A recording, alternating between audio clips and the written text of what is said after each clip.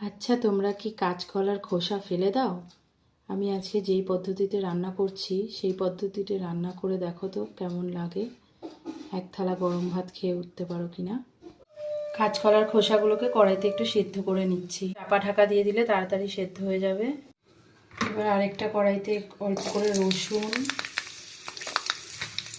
শুকনো লঙ্কা আর কালো জিরা দিয়ে দেবো। রসুন খুব বেশি ভাজবো না, হালকা ভাজবো, সর্ষের তেলে হবে ভাজাটা।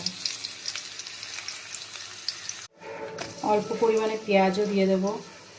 পেঁয়াজটা তোমরা চাইলে নাও দিতে পারো, স্কিপ করতে পারো, কারণ কাঁচকলার খোসা বাটাতে অনেকেই পেঁয়াজ ইউজ করে না।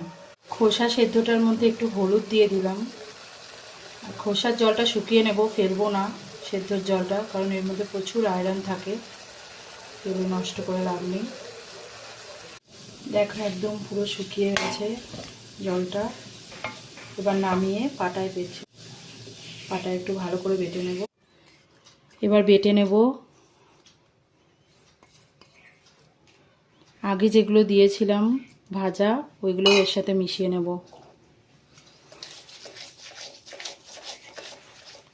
একটুখানি আগে থেকে তুলে রাখি। হয়ে গেছে বাটা, এবার তুলে নিচ্ছি। এবার কড়াইতে নেড়ে নেব।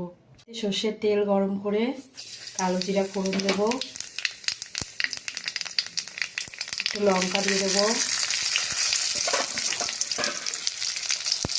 আদাও অল্প একটু দিলাম, নাও দিতে পারেন। এবার কাঁচকলা বাটাটা দিয়ে দিয়েছি, একটু নুন দিয়ে পরিমাণ মতো ভালো করে ভেজে নেড়ে চেড়ে নিতে হবে। একদম সামান্য পরিমাণে চিনি দেব। হয়ে গেছে কাঁচকলার খোসা বাটা রেডি। যদি ভালো লাগে অঞ্জুর ছোট্ট দুনিয়া চ্যানেলটিকে প্লিজ সাবস্ক্রাইব করে পাশে থাকবেন।